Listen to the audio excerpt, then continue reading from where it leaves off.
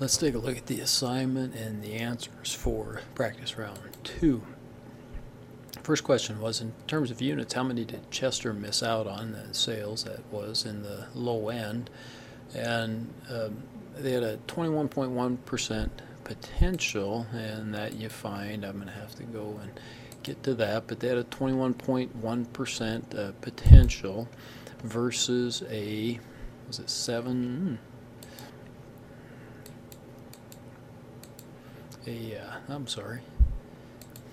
Versus a 8.7% actual, so it lost 12.4% in sales as a percent. So let's go take a look. That would be found down here, okay, at the bottom of all this. So its total potential was here 21.1%. Its actual sales then were 8.7% for a difference of 12.4% lost sales. Okay, then we have to take that and multiply that by what the total units demand was for that particular segment. Don't go by what the sales were. We have to go by what the demand was, because that's what, that's what they missed out on, not what the actual sales were. Okay, so 12.4% times 11,179,000, and okay, you'd end up with 1.386 million units, and I went ahead and extended that out. If you didn't, that's fine. If you just use the 1.386 or relatively close to that, that's what it missed out on in units. Now, in the future, I'll probably ask questions that would say, how much is that in terms of lost sales, dollars, right? Well, then we'd have to take that times its sales amount, right, its price, okay? And we also have to be a little bit careful. Let me show you another trick that will come up, because in this case it was in two different products. Okay, so it actually exceeded its potential, I believe. Yeah, its actual market share for cake actually exceeded its potential, while in its low-end product, cedar, it was even more than the 12.4%. Right? It was 13.6%. Okay, and so you'd have to break those down. In essence, it gained a little bit in terms of this, and it lost a little bit in terms of that. So you'd have to subtract the two in order to figure out what it might have lost in terms of dollar sales. It gets a little bit complicated. 2, Team Baldwin spent by far the most in plant improvements. What did it invest in? Well, let's go take a look at Team Baldwin. Was it $44 million or something like that? 40.8 million. Okay, and to do this right, you should pop back maybe and take a look at the last round, but we can kind of make some pretty good guesses here.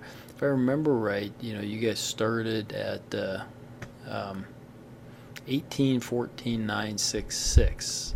Okay, I think were the amounts of capacity that you had here, and so it added 600 units of capacity in the traditional segment. It added 1,100 units of capacity in the low-end segment, and it added 100 units of capacity in the high-end segment. Okay, and I didn't separate that out, but automation in the traditional segment, it also, oops, I didn't show that, but it added, it looks like 1 point of automation. Again, I have to go back and check. I should, and make sure that it hadn't added that, say, in the first round. But this is up from what the original, because I think we started at 45333. So,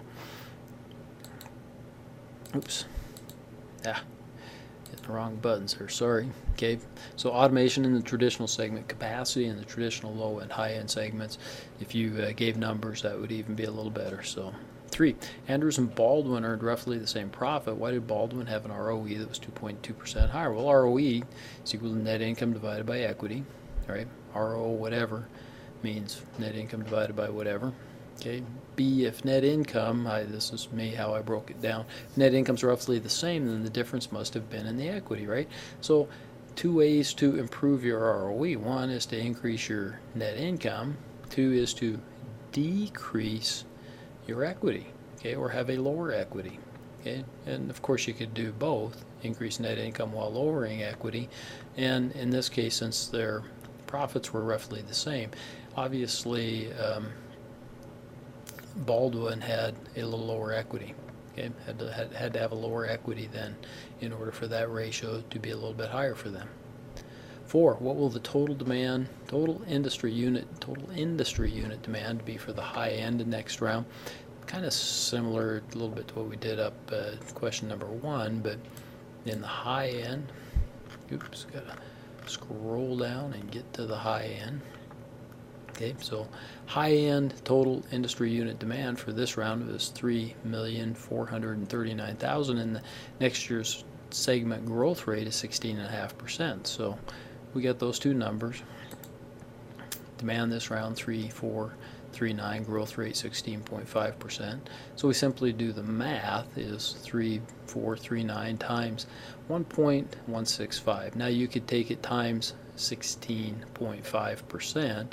That would give you by how many units it will grow, but then you have to add that to last year's demand, okay, in order to come up with this number. Or you can do this is just like saying that it's equal to 3.439 times 1 plus 3.439 times 16.5%.